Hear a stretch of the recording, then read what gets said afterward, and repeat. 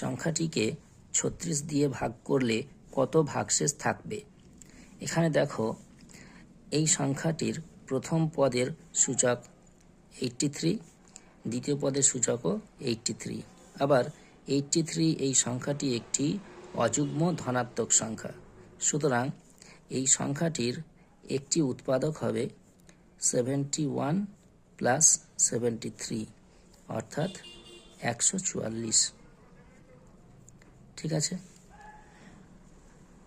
তার মানে এই সংখ্যাটিকে 144 দিয়ে ভাগ করলে কোনো ভাগশেষ থাকবে না।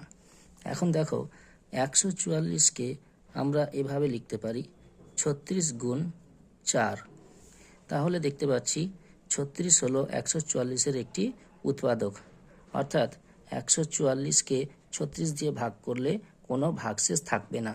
সুতরাং আমরা পেলাম এই সংখ্যাটিকে 36 দিয়ে ভাগ করলে কোনো ভাগশেষ থাকবে না। তাহলে আমাদের উত্তর হবে 0।